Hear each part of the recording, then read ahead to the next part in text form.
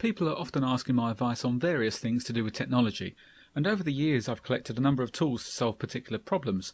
So for this video, I thought I'd put together my top 20 of everything. Well, everything IT related anyway. At number 20 we've got the Google ChromeCast. For under £30 this little device gives you an easy way to wirelessly get content onto your TV from a PC, web browser, tablet or mobile.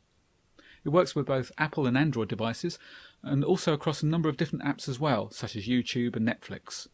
You can even mirror the latest Android phones on the screen, which is great for showcasing photos or even playing games. It's not quite as flexible as some of the streaming devices out there such as the Roku or Apple TV, but then again it's half the price. And more apps are supporting Chromecast all the time, so keep an eye on that. If you're inclined to take a bit more of a risk and want to get new, innovative products, then you might want to keep an eye on crowdfunding sites such as Indiegogo and Kickstarter. The idea is simple. People have an idea for a product, but they need funding to manufacture it, and they can effectively put an advert up on one of these sites. They set up a monetary target and then set perk levels. They outline what needs to be done, potential risks, and a timeline for work to complete before delivery. And there's normally a funding period of, say, a month. If you pledge and it meets its funding target, then your money is debited. Now, I've done maybe half a dozen of these, and all of them have been late on delivery and with various degrees of communication and quality. Normally I do relatively low value products, but it's worth a punt. And, it's pretty much a gamble, isn't it? If you get a good product at the end of it, then fantastic. If you haven't, well, you've at least tried to help someone bring something to market, and maybe a second or third version will actually be successful. So you never know. Here's one such project that was on Kickstarter, and it's a great little device to have in your pocket. It's available for both Apple Lightning and micro USB, and it allows you to always have a USB charger for your phone with you. USB ports are everywhere these days, cars, hi-fis, trains, so it's always a very easy way to top your mobile up on the move. Now the first version I purchased of this actually stopped working after about 3 months. I reported it to the manufacturers and they advised me that a new version was a couple of months away from delivery. And sure enough, they posted out a new version and it seemed to be much more robust than the one you see pictured here. So it was one of those gambles that paid off. At number 17 we have Ninite.com. Now if you've ever had to reinstall Windows, you'll know that that's not even half the battle. Getting your favourite apps on can take much longer, and they're often saddled with additional software that you won't really want to install. Ninite.com solves all of that. You just go to the website, check all of the boxes of the software that you want, download the small installer, and it will download and install all of the apps, and it has none of the crapware that they generally bundle with them. So it's a really good way of setting up a new system very, very easily. It's got all of the main apps in there, all of the free ones at least anyway, such as Chrome, Firefox, iTunes, Picasa, and a lot more that you won't have even heard of and might actually find quite useful. And best of all, if you keep the installer, you can reuse it and it'll grab the latest versions of all of the programs that you ticked. So if you reformat your computer regularly, for example, say every 6 months, and there's always the same sort of apps you use, all you've got to do is reinstall Windows, run this, and you're good to go. I'm often having to resize graphics for web pages, and if you upload a picture straight from, say, a smartphone to a website and rescale it to fit in the browser, you're going to end up with a 2 or 3 megabyte file, which is really going to slow the site down, even on a broadband connection. And it can even affect your rankings on Google because Google places much more importance on fast loading websites these days.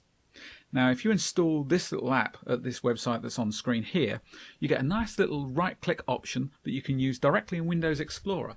So you could, for example, drag a photo over from your desktop, right click, set the settings of the image that you want to size to, and it's got the standard ones there, but I'm almost always using the custom box. You can replace the original by checking the little box there, click on resize, and literally a second later it's done. Now I've actually resized entire directories of photos in one go using this app. Now a notable mention of another handy but often forgotten photo tool is the Windows Sniping tool, which ships with Vista and above. And that allows you to easily grab some or all of your screen and save it as an image. So if you combine that with this, it's a very easy way of taking screenshots or parts of screenshots, resizing them for the web, and then ready to upload to a website. At 15 we have CamCard for iOS, Android and Windows Phone users. Now this one's for business users only really, but it basically allows you to do away with that stack of cards of people that you generally can't remember ever meeting. It allows you to scan a card and then cleverly it reads the text using OCR or optical character recognition and inserts it into the correct fields as editable text. Now when I use it I would say it's probably about 90-95% accurate, but you've always got to check the data once you've put it in there just to make sure it's all correct. And obviously sometimes when you've got special fonts it does struggle. But it does tend to handle multilingual cards as well. I've got German business cards, it's dumped all the right content in the right places, and it handles special characters as well, which is pretty good. And whenever I go to a trade show these days, I always scan the cards the same day and store a note against them of any conversations had, and it's an absolute lifesaver. Best of all, it's only about £3 as well, and there's a free trial version so you can test it. You can also save contacts directly into your contact list or into separate databases. And what I'll generally do is create a new database for every trade show or event that I go to, so that all of the relevant cards go into that specific event, and then I can think, right, okay, well, I went to this show, I know that they're in there somewhere. But you've also got a global search facility as well, so it's a very, very powerful app, and for £3 it's an absolute no-brainer. Here's a question for you. Do you use the same password for more than one site? In fact, do you use the same password for every website? For anyone that uses a lot of websites such as forums or sites that require a password, this is an absolute must. LastPass is a password manager that has plugins for all major browsers. You log in once to LastPass in the plugin in the browser and it will automatically populate any password field with your saved passwords for every site that you previously saved. So every time you log in to a new site, LastPass will prompt you to save it to your database, and it'll even offer to create a nice long random password for you. And as a result of this, I now use a random and different 14-character password for all of my sites. There's also a free security checker that tells you how secure your passwords are and if you're using any duplicates across sites. Finally, they also have a checker against the Heartbleed SSL vulnerability as well. Now, if you pay $12 a year, you also get access to the Android and iOS apps. Now, for me, that's a very, very small price to pay for security and a very handy way to log into any site on the go. With iOS 8 and above, you've also got the ability to integrate LastPass into the standard Safari browser on an iPhone or iPad. So it's very easy using Touch ID to authenticate yourself and log into a control panel online. At 13, we have my favourite photo management app for personal photos, Picasa from Google. You can use it with or without signing into their services, but if you use it with them, you can automatically back up photos to the cloud or publish it on Google+. You can do most basic photo edits such as red eye removal, straightening of photos, brightness, contrast, and you can also lay out photos for printing, create CDs or email batches of photos that can also be reduced in size. Now, this is just a really nice, easy tool to use. Now, I tend to use Photoshop for more technical editing, but Picasa is just simple and straightforward. You've got the folders on the left-hand side where you can categorize things, and that's based on the folder structure of your hard drive. And as soon as new photos are added, it automatically finds them. And also you can do face recognition as well if you want to. If you've ever lost data because of hardware failure or theft of a device, then this is something that you'll definitely be interested in. The Crashplan backup service is suitable for Windows, Mac and Linux. Now the basic app itself is free and it allows you to back up from one computer to another over the internet. So for example, you could back up to a friend's computer and they could back up to your computer, assuming that you both had enough space, and it does take a lot of space up. The paid for service is where it's at though, because this offers full cloud backup. It'll store different versions of files as well, different revisions of those files. So if you wanted to roll back to a previous version, you can do that very easily. You can access your files on the go via a web browser or the mobile apps, and in my opinion, a cloud-based backup should be a part of anyone's backup procedure. You can't put a price on your data. What I like about this in particular is that you just install it, specify your folders, and then you forget it. You'll see the little house icon in the bottom right hand side of your taskbar, and it'll be animated when it's backing up, and that's the only thing you'll see. It just does its job very, very well, and for around $5 a month or less on some of the larger plans, Again, it's a no-brainer. At number 11 we have my favourite of the various cloud-based syncing products out there, Dropbox. It's not just the basic functionality that's so good about Dropbox, but it's the integration to so many other services. Once you install Dropbox on your computer, whether it's Windows, Mac or Linux, it'll create a folder and keep the contents of that folder synced with the cloud. So you can log into Dropbox.com on any computer in the world and get access to your files. Furthermore, if you install it on two computers with the same account, it will then keep the contents of that folder synced across both PCs. Now that's actually how I keep my PC and laptop in sync. So I'll work on my PC all through the week, and if I've got to go out somewhere, I'll boot my laptop up and immediately it will say 17 files have been synced. But the best bit is that so many apps out there, especially mobile ones, link into Dropbox.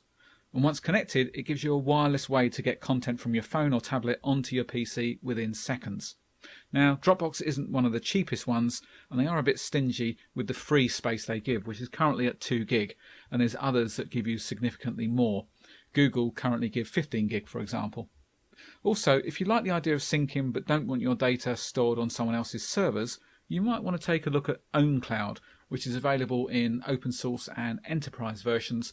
And if you've got your own web server, you can install OwnCloud on there and it works in exactly the same way as Dropbox. So it's a good way of keeping computers in sync and also keeping your data backed up on the cloud as well. Scanner Pro is actually a great example of an app that integrates really well into Dropbox. Now this is only available for iOS, but there are other products very similar for Android and Windows Phone as well. The great thing about this is it turns your phone into a photocopier. Take a photo of it and then you can save it as a PDF. Now I've actually got rid of years of receipts and payslips, etc. by taking photos of, say, a year at a time, creating a 12-page PDF of documents and then saving it. And the integration is a great thing here because you can link it to your Dropbox account, and as soon as you've saved it, it's immediately synced and on your PC. So again, it's a great way to back up sensitive paperwork or documents, etc. and get them transferred to your PC. It automatically detects the size of your document as well, and you can save it in colour or black and white or grayscale to keep the size down. And it's just a very, very useful thing to have in your pocket. It's not particularly expensive either. I think it's about £3 or £4 on iOS, and there's similarly priced apps on Android.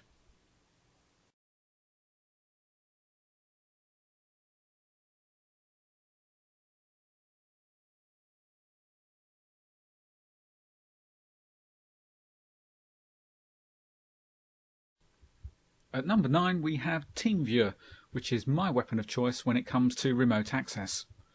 I tend to be tech support for my family and friend network, so Teamviewer is a great way for me to actually see their computer rather than blindly asking them to tell me what's on the screen. The user simply goes to teamviewer.com, downloads the installer and reads out the ID and password on screen, and I'm connected in seconds. There's also Android and iOS apps, but the iOS app is crippled as it doesn't allow true screen sharing, and that's a restriction that Apple place on the OS.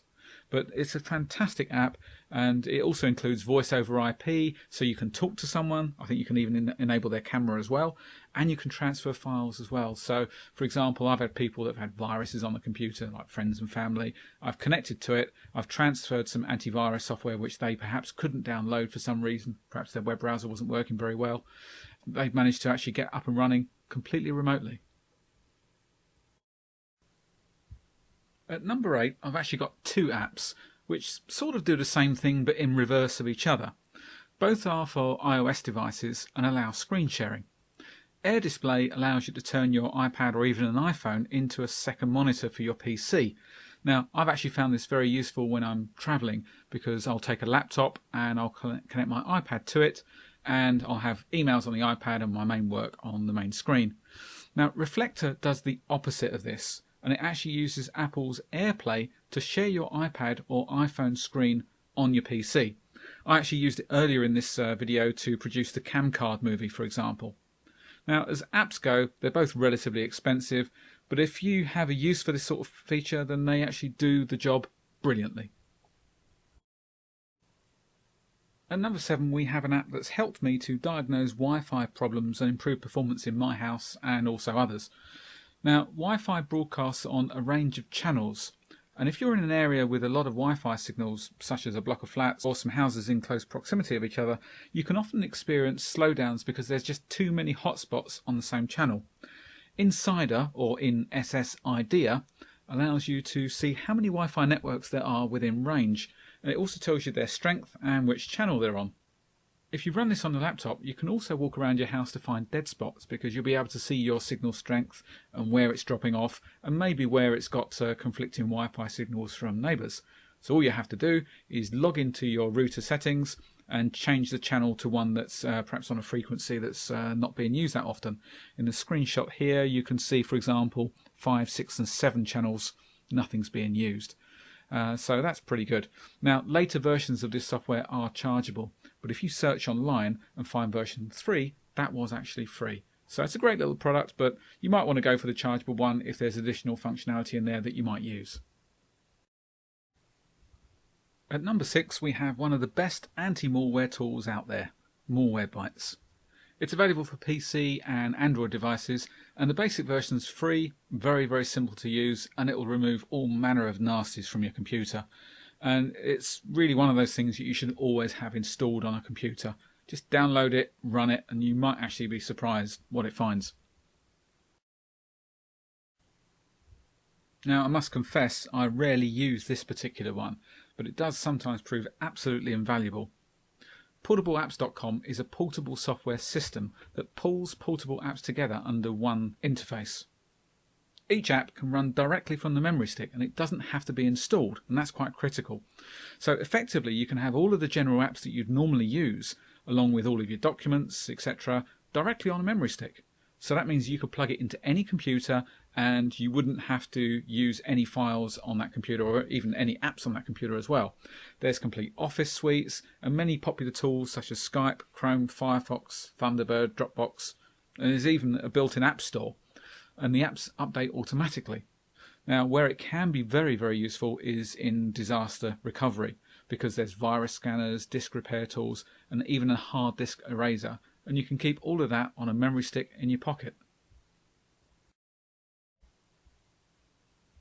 Number 4 is a bulk email service, which is free for light users and with reasonable costs if you need more. MailChimp.com allows you to build opt-in mailing lists and then create desktop and mobile friendly email shots, either using your own designs or a wide range of customizable templates. It's so easy to use, even my mother uses this. Once your emails have been sent, you can track their effectiveness by seeing how many times they've been read and whether links have been clicked on as well. There's also a mobile app, so you can keep track of your campaigns on the go. Now, the free account will allow you to build mailing lists of up to 2,000 addresses and send up to 12,000 emails a month, which for most people is going to be plenty. At number 3, we have my favourite tool for helping to win auctions on eBay. Auction Bidder Sniper for iOS allows you to specify the highest amount you're prepared to bid on an item. It will then wait until 4 seconds before the auction is due to end and place the next incremented bid as long as it's below your maximum. I've actually won a number of auctions this way, and it guarantees that you only win at a price that you're prepared to pay. The only downside is this app is on iOS only, and it must be in the foreground, but the Mac version allows you to set it and forget it. There's also various other apps available for iOS and Android that will do a similar job, but this one's worked for me, and it's only 69p. CCleaner deserves to be at number 2, because it can really breathe new life into an old PC that's low on space. The free version will scour your system and many common applications for temporary files, and it also includes a registry cleaner, duplicate file finder, and other tools that really keep your system running smooth. Another great trick is that it can remove all but the last restore point, which can free up a massive amount of space. Now, I've actually been using this app for a number of years on a weekly basis, and it's never caused me any problems. I'm actually prepared to bet hard cash that the first time that you run this, you'll remove at least 1 GB of space, and probably much more. I generally run this app at least once a week, and every single time it removes hundreds of megabytes of space, mostly because of your browser cache. And this brings me to my number 1, which is Joomla. And this is basically a website to build a website, and it's actually powered my own personal site since 2005. It essentially de-skills the process of building and maintaining a site, and as long as someone can navigate a user interface, like Word or something like that, then they can use Joomla. You generally don't need any HTML skills, although sometimes they are quite helpful to have. Now, there are actually thousands of templates to make your site look unique, and many components out there to offer additional functionalities such as online directories, downloads, photo galleries, shopping carts, and so much more. And if you need to build or maintain a website, then this is without a doubt the best way to go. So I hope you've enjoyed this video. If you'd like to see more detailed videos on any of the items mentioned, please leave a message below and I'll see what I can do. Alternatively, if you've got tools that you think should be in the top 20, why not mention them for everyone else to benefit from? And thanks for watching.